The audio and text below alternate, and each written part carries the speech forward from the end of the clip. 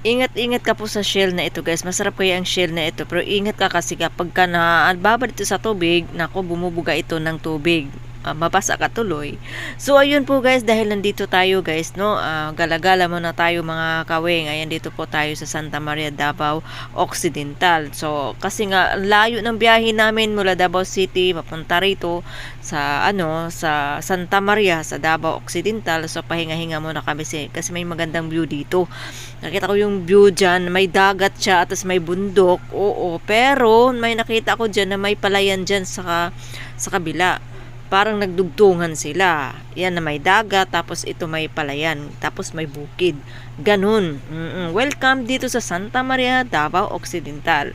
So, ayan po guys, dahil namamahinga muna kami dito saglit para sa layo ng biyahe namin. So, sabi ko, sige tayo na kasi okay na, nakapahinga na tayo. Punta tayo sa palengke sa Santa Maria sa Davao Occidental. So, pag bumabiyahe kami mga kawing, ay una talaga namin pupuntahan ay yung mga palengke dahil dito natin makikita kung ano mga pagkain dito na binebenta nila, no? So, gusto ko kasi guys, ang Davao Occidental kasi dito sa palengke sa Santa Maria, malapit kasi sila sa dagat. So, expect ko maraming nagtitinda mga isda. Pero wala kaming nakitang isda dahil nga medyo hindi pa naman hapon. So, dito may nakikita kami nagtitinda ng mga talaba o yung mga yung mga kasag o yung bang alimango maliliit, ganun.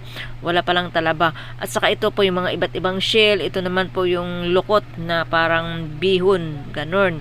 No, yung balot nito ay 25 pesos yung hawak ko, tapos yung iba naman 50 pesos. Depende sa shell kung anong ang kaklase. Ito po ay pasayan, nasa 300 per kilo, no? So may kasama pang malaking lokon, ika nga, pero kasali din yan sa timbang kasi tinitimbang yan. So bumili din ako ng kalahati niyan para pang ulam-ulam din pag uwi namin ng Davao City mga kaweng. So ayan po guys, no, so dito yan sa palengke sa Santa Maria sa Davao Occidental. So marami din namang, sabi nila marami daw mga tinitinda dito na mga iba't ibang yan, mga lamang dagat, ganun. So itong isa ay alimasag, no, na pinupukpukpuk ko pa. Sabi ko, buhay pa ba kayo, charot? Okay pa ba kayo? Ganun, kasi lulutuin ko na kayo. Yun po guys, bumili din ako ng isa niyan. Tapos itong shell na ito guys, hindi ko alam kung anong pangalan nito guys, no. Ayan, marami siya dito guys, for only 180 per kilo. Kaya ingat kayo sa shell na ito dahil namumuga po siya, or bumubuga siyang tubig guys. Pagka nagkataon nandyan ka ay talagang mababasa ka at magugulat ka na lang kung saan galing ang tubig, kasi dito nga pala sa shell nito. Ayan, kasi buhay po siya, no, buhay na buhay, kaya yun, bumubuga sila ng tubig, ganun. Sabi ko kay ate, medyo may mahal-mahal din kasi yung presyo. Sabi ko kalahati lang para makatikim, kasi hindi ko pa na-try itong shell na ito guys. Hindi ko alam kung anong pangalan nitong shell nito. Gusto ko yung maliliit kasi malambot siya, sabi ni ate. Ito naman isang seashell din na